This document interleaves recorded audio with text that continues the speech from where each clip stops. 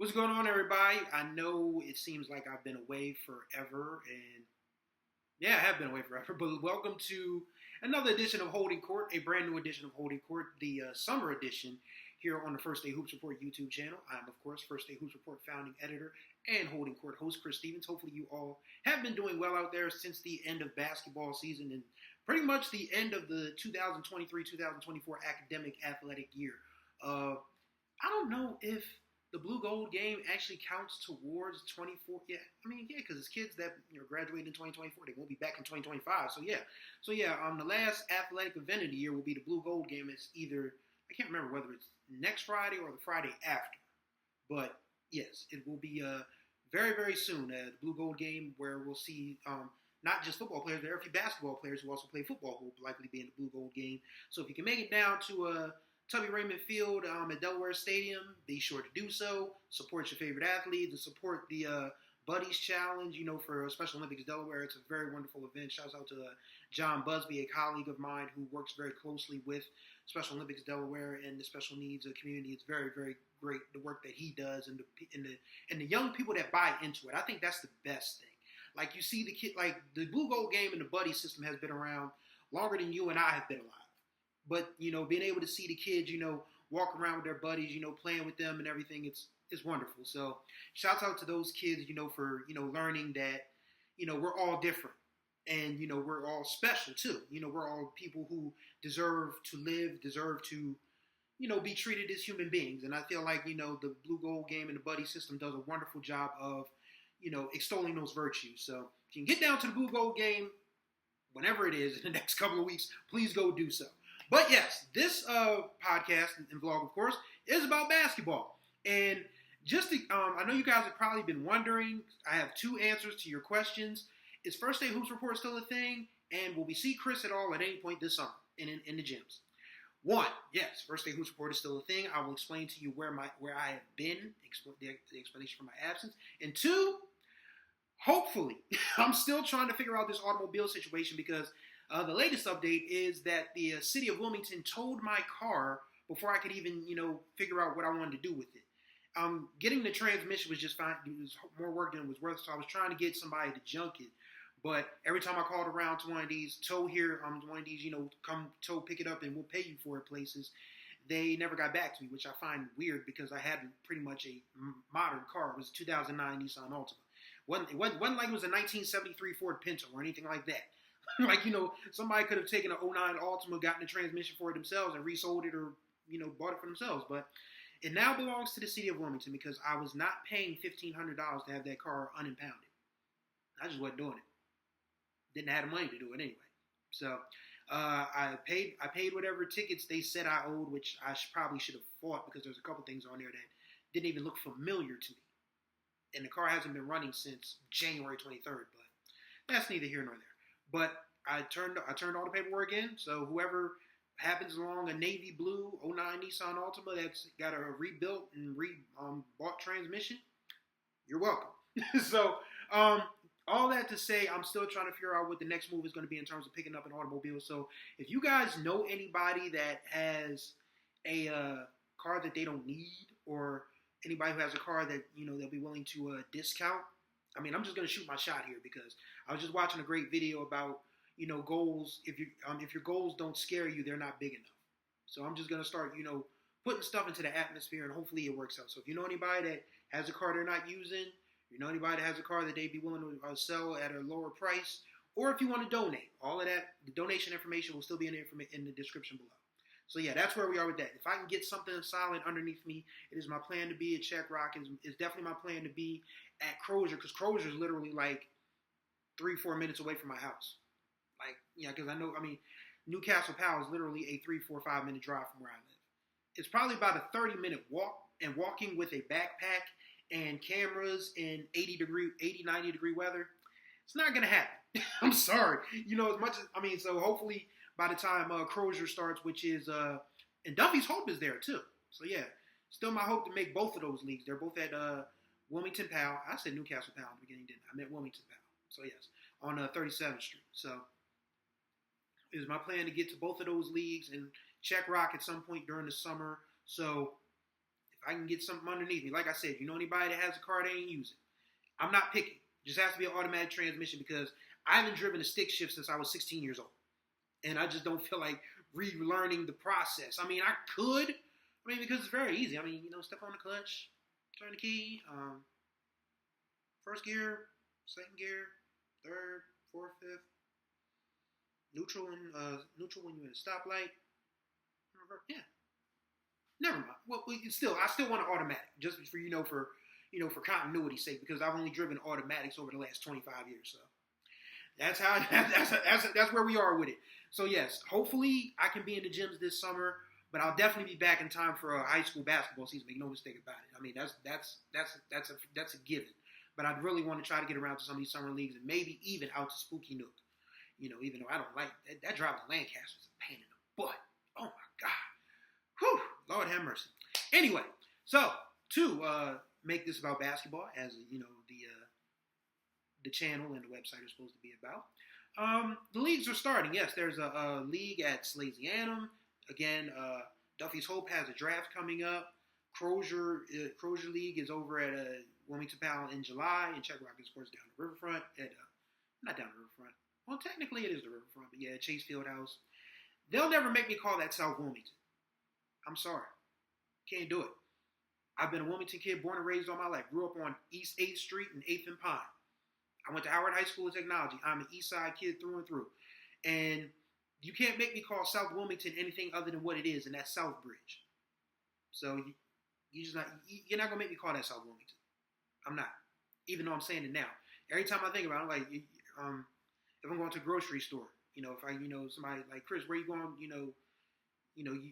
because I've been fortunate enough to have family and friends, loan me their cars, when I need to do grocery shopping. They're like, you going to Southbridge shop, right? Yep. Heading over Southbridge. Be right back. So yeah, it is not South Wilmington. It is Southbridge. And it will continue to be Southbridge to those of us who grew up here. So yeah, but hopefully I'll be down to those leagues at this point during the summer.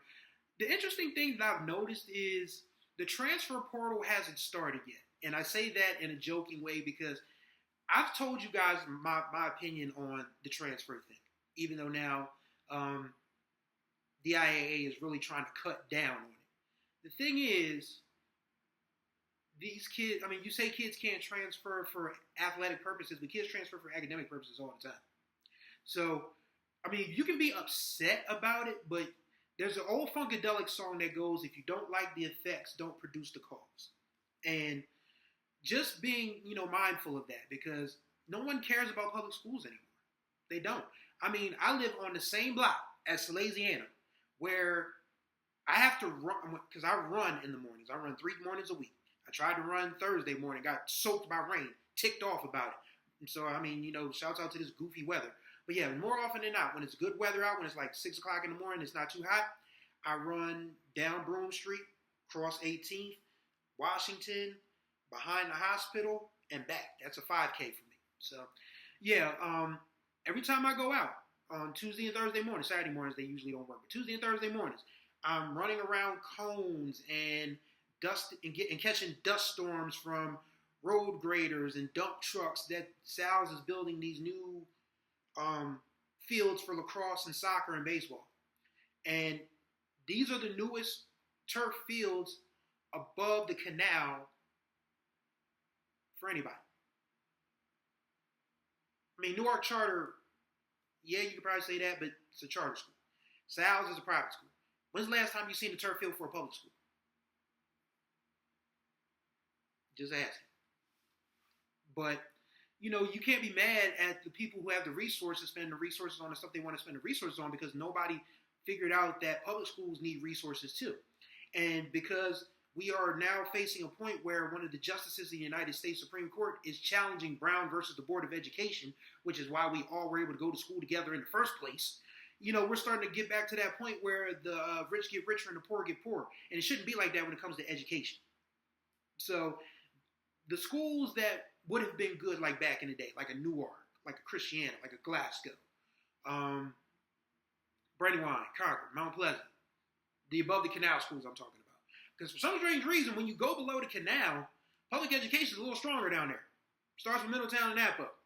And then, of course, Smyrna is strong. Dover, Cesar Rodney, Polytech, Cape, and when we get to Sussex County, Cape, Georgetown, Sussex Central and Sussex Tech. I was thinking about where they're based, Georgetown, Woodbridge, all of these places.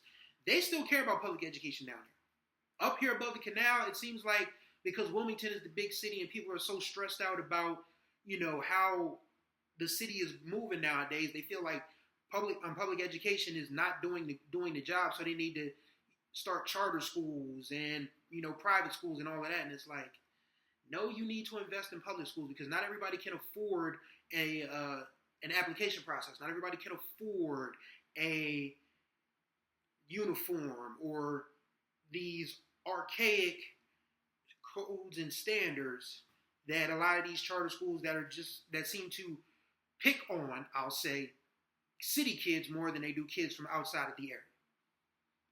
And that's my take on it. This isn't a take that anybody else shares. This is Chris Stevens saying this. So if you have a problem with me saying it, I'm not a hard person to find, but that's my opinion on the matter. A lot of these charter schools, a lot of these, specialty schools, they don't know how to teach and reach inner city youth. And we see it every day. Because it's kids that get, kicked out of schools and, shuffled off, labeled as behavior problems when they don't account into the fact that people are struggling. There are people that are struggling to keep roofs over their heads, food in their mouths, clothes on their back. A lot of that, you got to get up 7 o'clock to go to school in the morning. No, you're not going to be bright-eyed and bushy-tailed. That's not how it works. But instead of actually doing the research and doing the work into reaching the kids that desperately need to be reached, people just throw them away. That's my opinion on some charter schools. I'm not saying all are like that, but I'm saying the vast majority, you can look around and see the seeds of that. And again, that's just my opinion. I am a public school advocate, have been my whole life. Actually worked for a public relations firm that was heavily invested in charter schools. And I think the best thing for me was losing that job because I actually realized that it didn't jive with my moral fiber. So I missed the paycheck. Don't get me wrong, but at the same time, it's like this isn't who I am. This isn't what I represent. So yes, I mean, and this isn't me, knocking charter schools or Votex or privates because the game is the game, and like I said, the fault lies with everybody up at the Lewis Reading building, everybody down Dover, because they just literally said we're going to throw money at charter schools and look the other way for public education because who really cares about kids in Red Clay? Who really cares about kids in Christina? Who cares about kids in Brandywine? Who are in the city outside? Who cares about Colonial? Granted, William Penn has done a great job of keeping themselves relevant, keeping themselves competitive because they have great coaches, they have great staff. Yes, we want to send our condolences to Penn boys basketball coach Gary Lumpkin, passing of his mother, Coach Lumpkin. Our prayers and thoughts are with you and your family at this time. And just wanted to get that out. Just wanted to put that out there. But yeah, when you get mad, the point I'm trying to make is when you get mad about kids transferring, just look around. Like if you have a kid that's averaging like 25 a game at say, and this isn't even, just going to throw McCain out there because McCain had a wonderful year. Shouts out to Steph Johnson and those guys.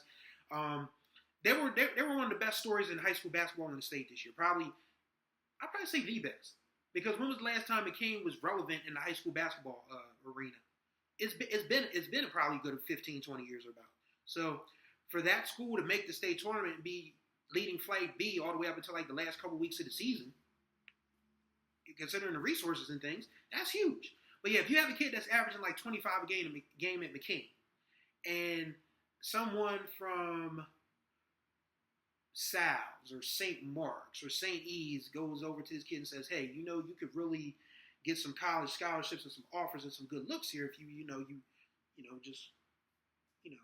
we'll work with you and different things of that nature. Can Steph compete with that? No, he can't. He cannot. And a lot of these coaches in public schools are realistic about it. I guess one of the main transfers that we've heard about thus far is, of course, Latrell Wright going from Conrad to Salesiana. So people are going to, probably cast aspersions on that, which really, that's their choice. But, Chris McClain's a stand-up guy. He's going to still build a team regardless. there's still a lot of talent in Conrad anyway. I mean, Luttrell is probably going to be a top 15 player. I mean, he was a top 15 player last year, so we'll probably end up being top 10 this year. So, I mean, that makes Salesianum competitive once again because, I mean, they graduated a ton. I mean, when you graduate, you know, a Kareem Thomas that's going to Dartmouth. You graduated Justin Hines that's going to Air Force. You graduated Isaiah Henson who's going to prep school and will probably end up at a D1 or high D2 once he's finished prep school. You know, that's a lot to graduate. So, I mean, Sal's got to regroup, man. And, of course, they still got Robbie Johnson. I mean, of course, he's going to be playing football in college, but he's got one more year of basketball, and he's really good at basketball, too. So, you know, people are playing the cards they're dealt, basically. And so I can't really fault these schools because, I mean, people pretend that recruiting isn't happening, but we know different. we're not. I mean, none of us around here were born. I'll never forget Brian B. Miller. You may know him if you're a hip hop fan. You know, he used to work for different publications. He had a podcast with Elliott Wilson. He was a classmate of mine at Delaware State. I was the sports editor of the Hornet newspaper. B. was the entertainment editor. He used to say this because this was something he said in that Queens accent of his. I can't do it. I'm not going to embarrass myself. But he used to say, I was born at night, but not last night. So a lot of us were born at night, but we weren't born last night. We know that a lot of these, you know, kids, they talk during the off season. They're like, yo, wouldn't it be cool if we went to school together, playing on the same team together? Maybe some coaches do it, but the players do it themselves. They're like, yo, we should really team up. And sometimes they do. And that's the way it works. So, I mean, be mad. I mean, yeah, you can be mad at, you know, people transferring, but also be mad at the causes for it. So, there's a lot to discuss, but there's also an important point that I always make every time I do one of these in the summer, and it comes from Mr. Curtis Watkins, who has worked for DE Preps and his rivals and has covered the high school basketball scene in Delaware for 40 years. Mr. Curtis always said, because when I was working at Claymont Library, that's the first place I met Mr. Curtis, because he used to live around there. He used to come down there all the time to do all his, you know, his rankings and print them out and stuff. And, you know, he'd have me go over them with him because, you know, he knew that he discovered that I was, you know, covered basketball as well. So he would say to me all the time at my desk, he would say, Chris, or he called me young man. He calls everybody young man. Young man, don't tell me about where anybody is until August 15th. And, of course, August 15th is when fall practice starts. And, of course, that of course, is the de facto deadline for anybody that wants to transfer schools. So we really won't know where anybody is until August 15th. I mean, it's the second Sunday in June by the time you'll be watching this. So, we still got 9 weeks or so. It's actually 10 or 12. Yes, probably. Let's see. I hate math, but I'm doing this in my head. Yeah, we got 10 weeks. We got 10, 11 weeks until fall practice starts. So we won't know where anyone is until fall practice starts. Even though that has nothing to do with basketball, but that's still just the deadline for kids that want to transfer, basically. So we won't know where anybody is until the middle of August, for the most part. But overall, I'm very much looking forward to seeing how a lot of the kids that return develop. Because, I mean, there's some talented kids out there. I mean, I feel like Howard is probably going to be on the short list of favorites to win it next year. And I'm not saying that just because I went to Howard. But, I mean, when you think about that team, to do as well as they did last year when they were missing R.J. Matthews for most of the year. Another kid didn't play at all last year. Another kid, a freshman who was supposed to be part of varsity, Chase Simmons, he got hurt. He didn't play much. So when you think about Nick Basak coming back, you think about Bryson Lane coming back, a couple of the bigs that had academic problems, young men and young women. But this is it's mostly about the young men because it feels like the girls they keep their grades right. The guys, they have a problem with that for some reason. But young men and young women, I'll just be fair about it. Make sure that you take care of the student part, a student athlete first, because you don't want to be sitting on them sidelines, man. That's a tough place to be sitting. If you know you can play, if you know you can help your team, and you know that you have a college coach that might be interested, it's going to be hard. You're going to be sitting there in the stands, with the, glum face, the sad face, like, the kid that got the lump of coal in their stocking for Christmas. Santa Claus didn't bring you a gift. He brought you a lump of coal if you were naughty and not nice. You don't want to be the lump of coal kid. So please, make sure you do your schoolwork. And yes, the schoolwork today is a lot tougher than it was when I was coming along in high school in the late 1990s.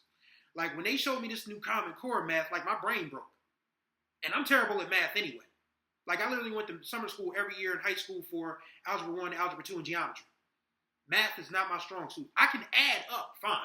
But when you start talking about Pythagorean theorem and fractions and graphs and all of that, that's where you lose me. So I imagine the math ain't that much easier today in 2024 than it was in 1999. I don't think it is. So I understand. But if you need the help, have your parents or somebody, find a tutor. If there's resources within the school, find those resources. If your teacher's willing to help, reach out to the teacher. Because you don't want to be stuck on the sidelines, man. Especially if you feel like sports is your way to at least be seen by colleges. You don't want to be on the sideline. I mean, you got to be the best ability is availability. Let me say that one more time. I'm gonna go back into my preacher bag. I don't think y'all heard me. The best ability is availability. You want to be available. You want to be on the court. You want to be on the field. You want to be on the track. You want the eyes to be on you on that field of play. You don't want the eyes to be on you like, why isn't so-and-so, out there? Oh, grades? Oh. You don't want that to be you. You don't want that to be you. So please, take care of the student part of student athlete first. Your future self will thank you. And yes, that is going to do it for this edition of Holding Court, because that's really pretty much all I wanted to say. I just wanted to, actually do a Holding Court to let you guys know that, no, I'm not dead yet. Oh, I owe you guys an explanation. So, my day job, HBCU Sports. We are having the first annual HBCU Sports Awards on Saturday, July 27th. I likely will be either hosting or presenting awards during that event. So, if you guys want to support me, I will put the HBCU Sports Awards link below, because we are looking for donations as well for that. So, if you or your parents, if you guys are like, anybody that went, if you have like a aunt, an uncle, a godparent, a grandparent, or a parent, or a cousin, or somebody who went to an HBCU, you want to be on the ground floor of the very first Black College Sports Awards, national awards show in the country, you definitely want to be a part of this. So I'll put that in the description below. Also, I've been developing my personal YouTube channel. Now, my personal YouTube channel, that's an adult thing. So if you're a kid who's watching Holding Court, I highly discourage you from checking out my personal YouTube page. But actually, this month it's not that bad, because June is Black Music Month, and I do a video every day of the week. I mean, every day of the month, 30 days. I'll be talking about different eras and albums and artists for Black Music Month. So I'll put the link to that description. I'll put that link in the description below as well. So that's where I've been. I've been working for HBCU Sports. I've been developing my own brand, but I did not forget about First State Hoops Report. Not by a long shot. So this is just me reintroducing myself to anybody who's missing out or who's thought that, I had gone away or that I had given up on this. I have not. I'm just trying to, manage my time better. So hopefully now that I've got a general scope of what my days look like, when it comes to work and when it comes to working for myself, then I can, start putting more First State Hoops Report stuff out there. I think I'm going to start doing like little back in the day snippets, because I feel like we need to learn about the history of high school basketball here in Delaware, because it's actually rich history. And you don't know where you're going until you know where you've been. So that's definitely going to be something I'm going to be doing throughout the summer, as well as hopefully, giving, guys some IG reels from different leagues around the city and the county this year. So that's the hope and prayer for that. So that's going to do it for this edition of Holding Court. Once again, greatly appreciate y'all's time as always. So take care of yourselves. Kids, be safe this summer. Class of 2024, take care of yourselves. And, we'll talk about, the kids that are going to college probably in the next episode very much. There's so many commitments and different things that definitely looking forward to talking about. So thank y'all for watching. Until the next time we speak, y'all take care of yourselves. How did I finish that? And, take care of yourselves and each other.